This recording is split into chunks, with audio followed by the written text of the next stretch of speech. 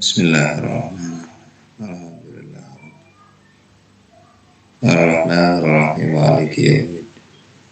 Iyyaka na'budu wa iyyaka nasta'in. Ihdinas siratal mustaqim. Siratal ladzina an'amta 'alaihim ghairil maghdubi 'alaihim waladdallin. Amin.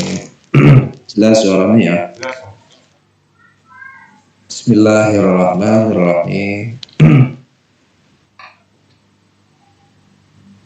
Qala Syekhul Imamu Al-Alimu Al-Allamatu Hujjatul Islami wa Barakatul Anami Abu Hamidin Muhammadubnu Muhammadin Al-Ghazali At-Tusiyu Qaddasallahu ruhahu wa nawwara darihahu. Amin. Bismillahirrahmanirrahim, dengan menyebut nama Allah. Bismillahi, dengan menyebut nama Allah. Ar-Rahmani, yang maha pengasih. Ar-Rahimi, lagi maha penyayang. Penulis kitab ini mengawali susunan yang akan ditulis, diawali dengan membaca Bismillahirrahmanirrahim. Bismillahirrahmanirrahim. Kullu amrin dibalin la yuktada'u bi bismillahi fahuwa aqta. Ada hadis begitu. Setiap perkara yang punya nilai-nilai baik yang tidak diawali dengan ucapan bismillah, maka itu aqta. Aqta itu putus dari berkah. Maka hampir bisa dipastikan seorang mukmin muslim yang soleh itu dalam melakukan hal-hal yang baik selalu diawali dengan ucapan Bismillahirrahmanirrahim. Termasuk mu'allif Imam Ghazali yang menulis kitab ini mengawali tulisannya dengan menyebut Bismillahirrahmanirrahim. Bismillah, dengan menyebut nama Allah. Kita bicara sedikit dari salah satu sisi tentang Allah dulu. Allah itu penduduk bumi tidak semuanya sepakat tentang Allah. Kalau kita, Allah itu meyakini bahwa Allah itu ahad, satu. Dialah Rabbul Alamin, pencipta sekaligus pemelihara alam semesta ini. Rabbus samawati wal ard, yang memelihara langit dan bumi. Itulah Allah. Kita meyakini Allah itu satu. Tapi enggak semuanya sepakat dengan kita. Ada yang bilang Allah itu enggak satu. Mereka bilang Allah itu punya putra. Kata orang Yahudi berkata Uzairun ibnullah. Dalam Al-Quran ditulis, orang Yahudi berkata begitu, Uzair itu putranya Allah. Kita pernah baca ayat semacam itu ya dalam Al-Quran. Ada lagi yang bilang Al-Masih, Nabi Isa itu putranya Allah. Orang Nasrani yang bilang Maqalatin Nasral Masihu binullah. Dalam Al-Quran ditulis itu. Orang-orang Nasrani berkata bahwa Al-Masih itu putranya Allah. Kita nggak punya masalah sama mereka. Asal mereka mau hidup berdampingan dan rukun dengan kita, tidak merugikan kita tidak boleh mengganggu mereka. La ikraha fiddin, tidak ada paksaan tentang agama itu. Qad tabayyana ar-rusydu minal ghayy, sudah jelas antara jalan yang lurus dan benar dengan jalan yang menyimpang. Buat kita Allah itu ahad, satu, qul huwallahu ahad. Katakan Muhammad, dia Allah itu satu. Lam yalid, tidak dilahirkan Allah itu. Lam yalid, tidak melahirkan anak Allah. Walam yulad, juga tidak dilahirkan. Walam yakul lahu kufuwan ahad, semesta alam ini tak satu pun yang menyerupai dengan Allah.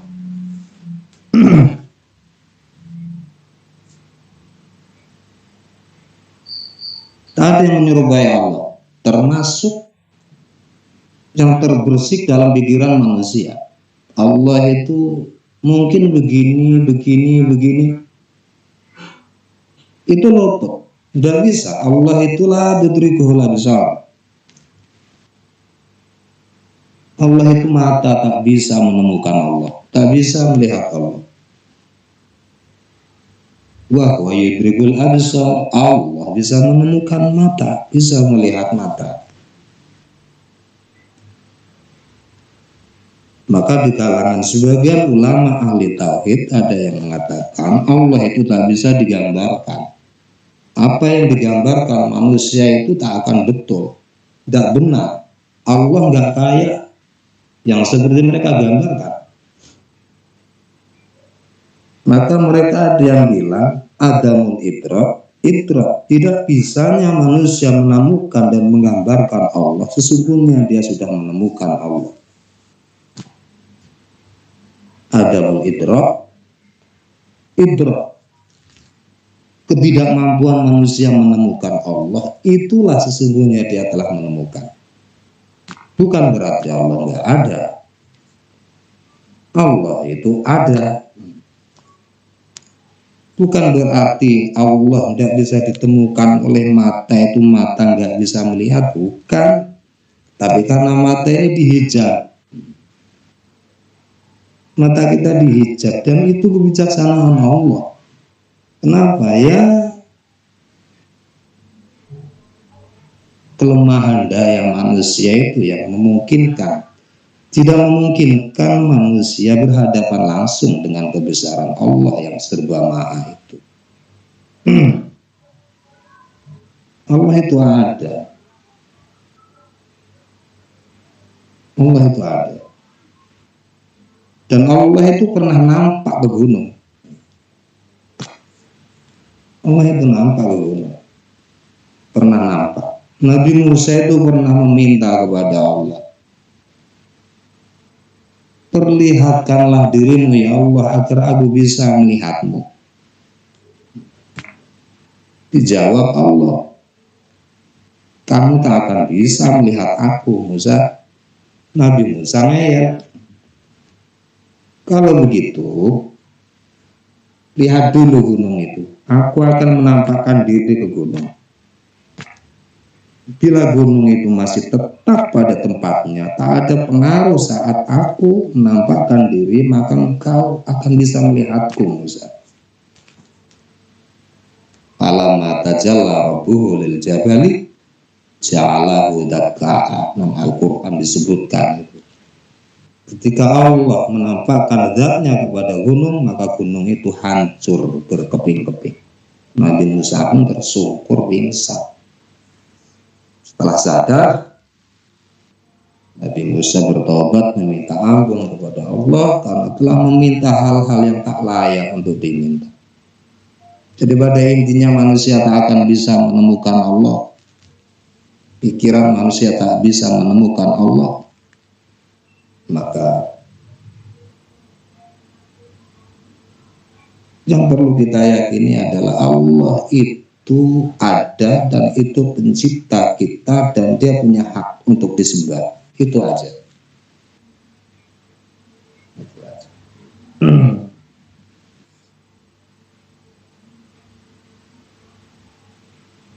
Ada lagi yang punya keyakinan bahwa ada Tuhan pencipta alam ini ada, tapi bukan Allah. Mereka nggak mengakui Allah itu. Kayak orang-orang Hindu gitu kan. Itu mereka meyakini Tuhan itu bukan Allah, tapi Sang Hyang Widiwasa, Sang Hyang Maha Satu. Tuntutan Allah nggak begitu. Allah menuntut manusia itu mengakui bahwa Tuhan itu Allah itu. Kalau nggak punya pengakuan semacam itu, dia punya urusan dan masalah saat bertemu dengan Allah Subhanahu wa Ta'ala. Ar-Rahman Ar-Rahim, inilah salah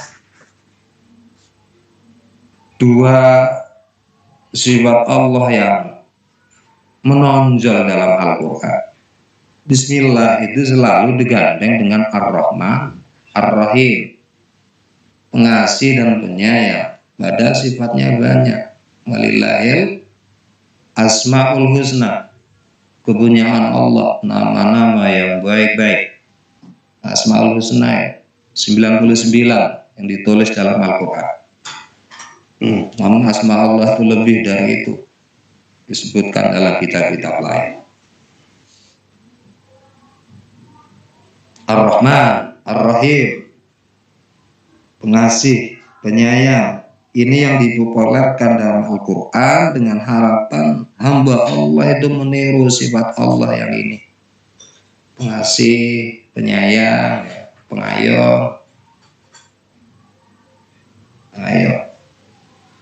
Dan rata-rata orang-orang mulia di bumi ini orang-orang yang hatinya pengasih juga penyayang.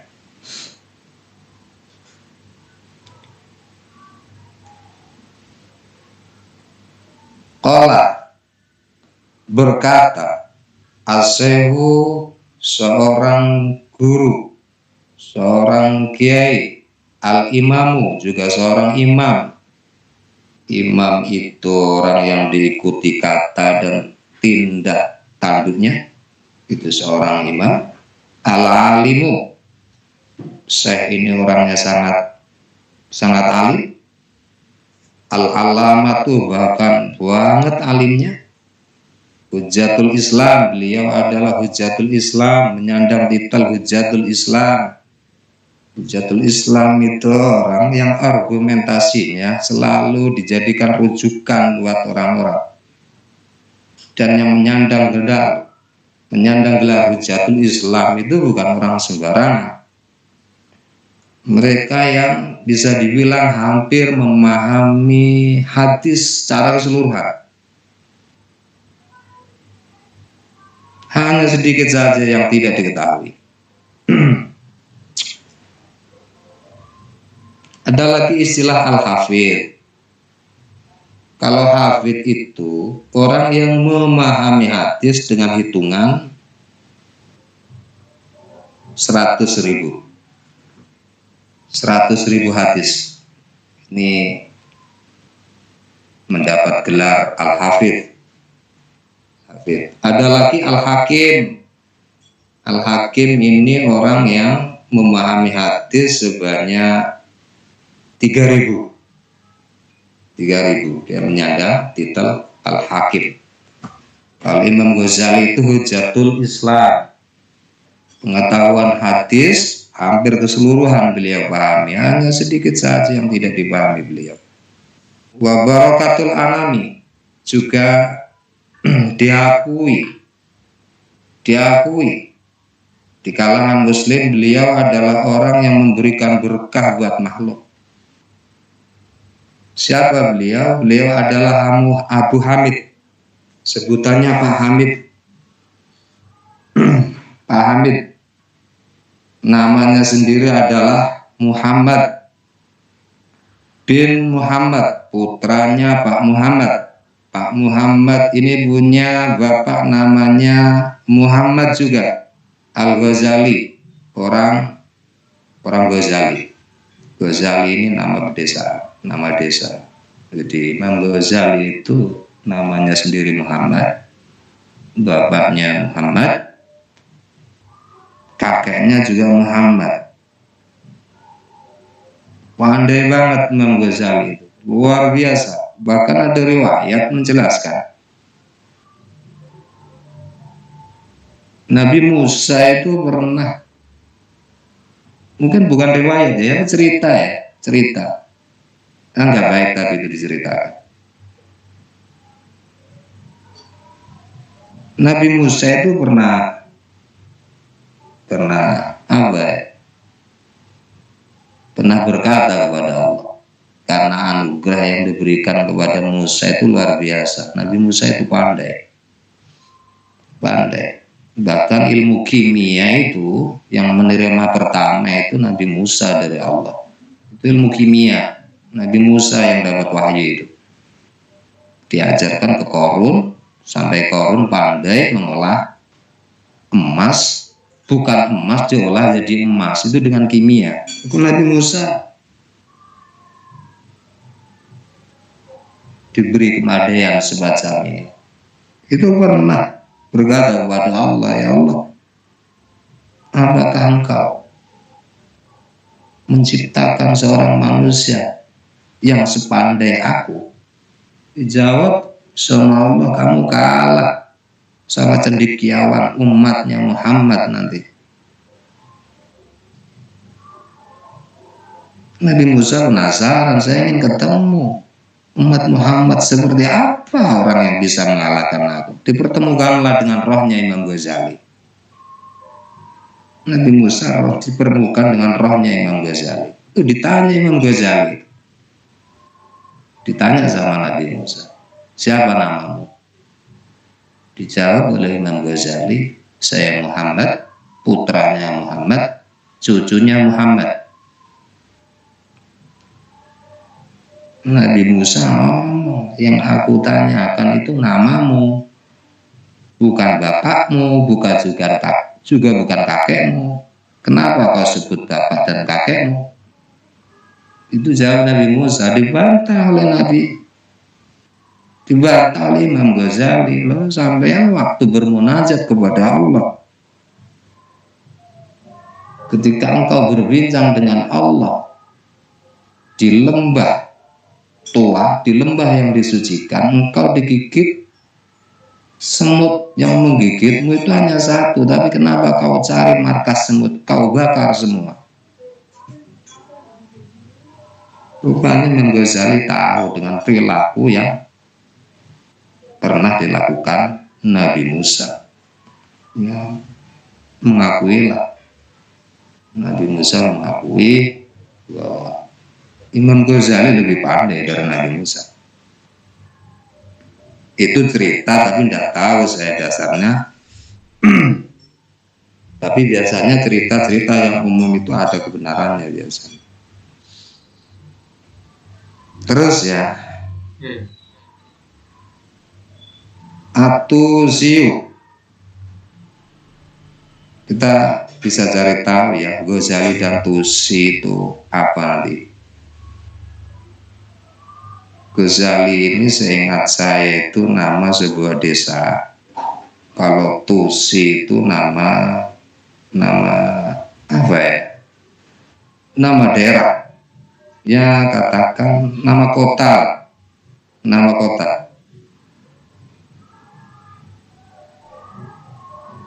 Nama kota. Qaddasallahu ruhahu, mudah-mudahan Allah mensucikan roh beliau. Wa nawwara darihahu, dan mudah-mudahan Allah menerangi makam beliau. Amin.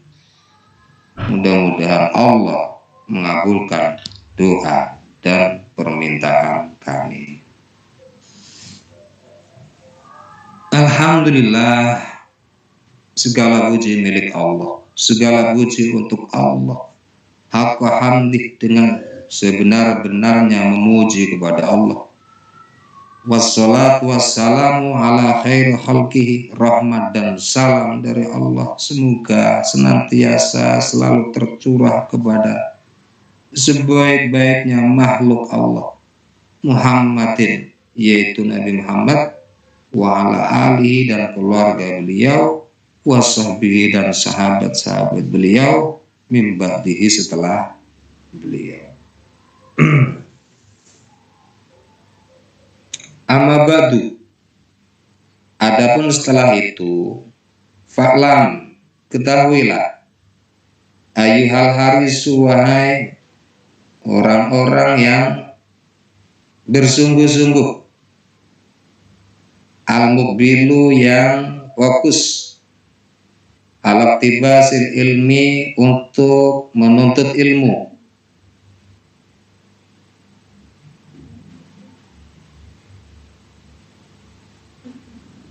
al-mudhiru yang menampakkan diri, al-mudhiru yang menampakkan min nafsihi sidqar rabbati wa farta ta'atusi ilahi, annaka in kunta taqsidu bi talabil ilmi al munafasata wal mubahata wa taqadduma alal aqrani wastimala tawujuhin nasi ilaika wa jam'a hutamid dunya wa anta sa'in fi hadmi dinika. Ketahuilah wahai orang-orang yang bersungguh-sungguh dan fokus dalam mencari ilmu, yang telah menampakkan diri, membuktikan dirinya akan kesungguhan cintanya terhadap ilmu, wa farta ta'atusi dan kehausdahagaannya akan ilmu, annaka in kunta taqsidu bi talabil ilmi al munafasata, sesungguhnya apabila engkau tujuan mencari ilmu itu hanya untuk munafasah, untuk jadi yang terbaik, ingin menjadi orang yang terpandang, wal mubahata dan ingin menjadi orang yang mulia kelak di kemudian hari, wa taqadduma alal aqran dan ingin menjadi yang terdepan di antara teman-teman, ingin menjadi orang yang terkemuka di antara teman-teman, wastimala tawujuhin nasi dan ingin agar supaya menjadi tempat mengadunya para manusia, ingin menjadi tempat mengadunya masyarakat dan umat, wajam ahutamid dunya dan hanya ingin mengumpulkan kekayaan, wa anta sa'in fi hadmi dinika, maka engkau sesungguhnya telah berusaha merobohkan agamamu.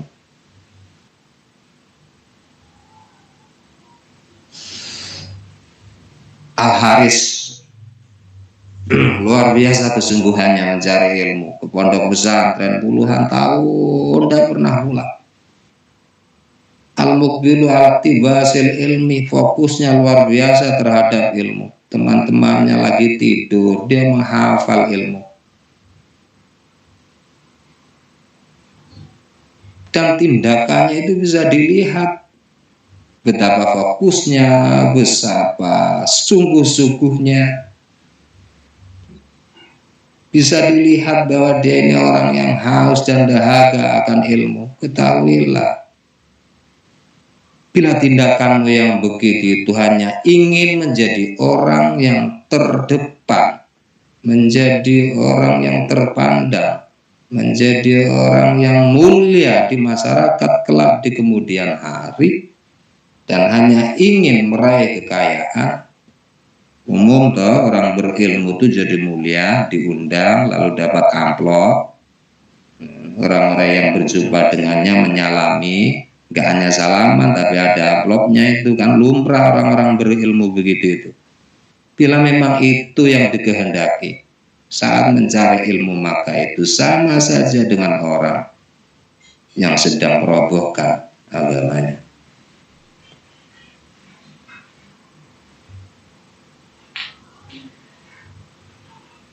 Ini niatan loh ya yang dimaksud.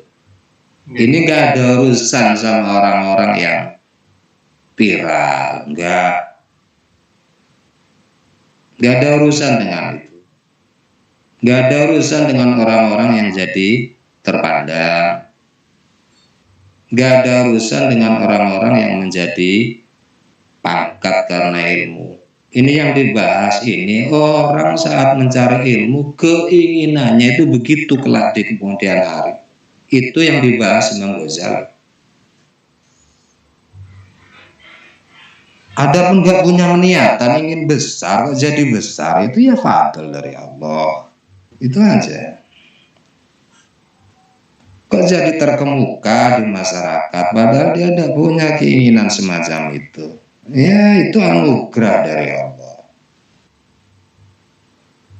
Menjadi orang yang terkemuka, padahal dia tidak pernah punya keinginan semacam itu anugerah dari Allah. Ini yang dibahas ini kan niat, keinginan saat mencari ilmu. Dan yang tahu hanya dirinya sendiri.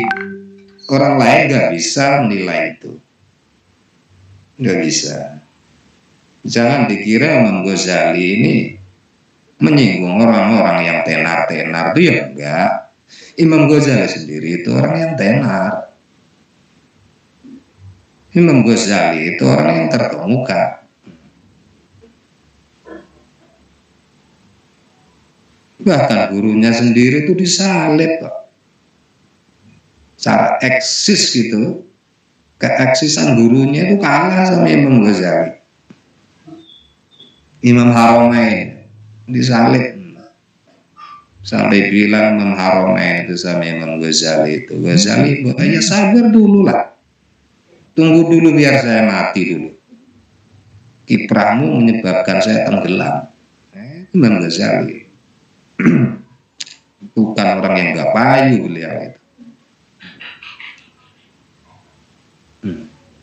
Faham tasain fi hadmi dinika. Kalau niatannya seperti yang disebutkan barusan, maka itu sama dengan orang yang berusaha merobohkan agamanya.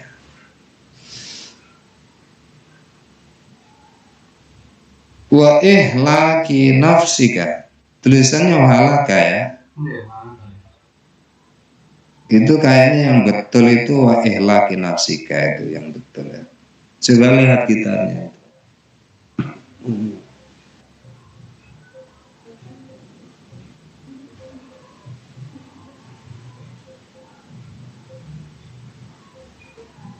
Wa ihlaki nafsika, yang betul begitu.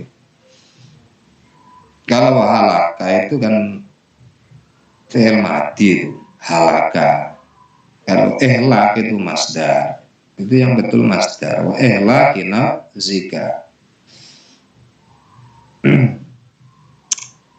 Itu juga merusak dirimu. Merusak dirimu, bukan hanya agamamu yang kau robohkan, tapi dirimu pun akan rusak. Wa bai'i akhiratika bidunyaka, dan kau bisa dibilang menjual akhiratmu, kau jual dengan duniamu. Menjual kebahagiaan akhirat hanya dengan dunia yang sedikit. Dunia itu sedikit, apalah arti sanjungan, kehormatan, apa itu artinya? Fasafqatuka khasiratun, maka akadmu itu akad yang merugi. Niatanmu itu akad. Niatanmu itu akad.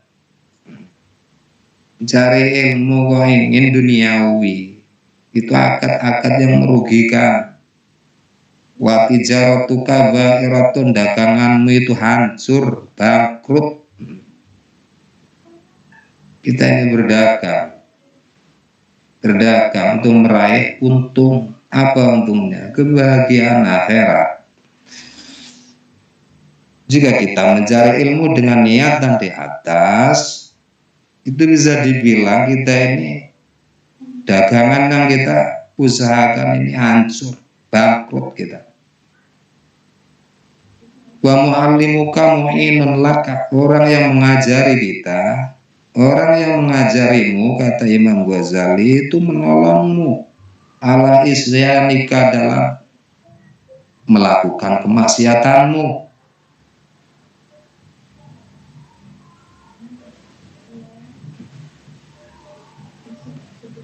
Persoalannya sekarang gimana dengan guru-guru yang nggak tahu, dengan murid yang punya niatan semacam ini? Persoalannya di situ kan. Gimana kalau gurunya nggak tahu?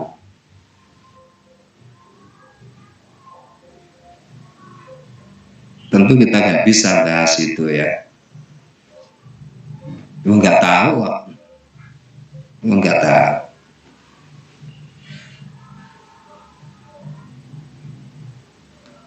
Wasyarikun laka fi khusranika, guru yang mengajarimu itu menemanimu dalam memperoleh kerugianmu.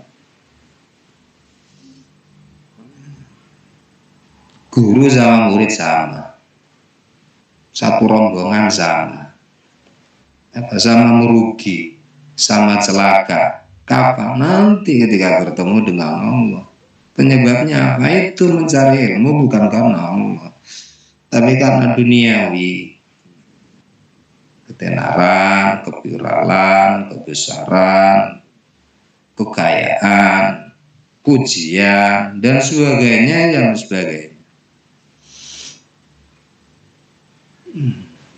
Wa huwa kabai isaifin min qati'i tariqin, orang yang mengajarimu itu seperti orang yang menjual pedang padahal dia tahu itu akan digunakan untuk merampok di jalan.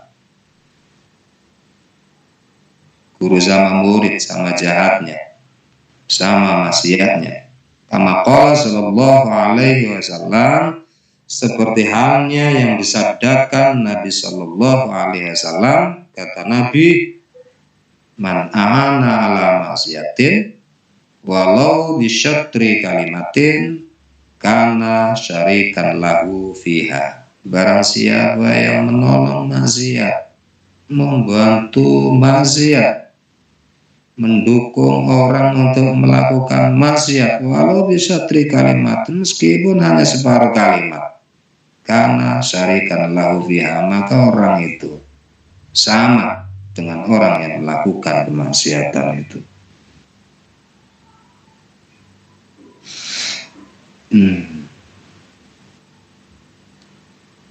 Cukup ya? Pas ya? Yes. Yes. Tutup saja.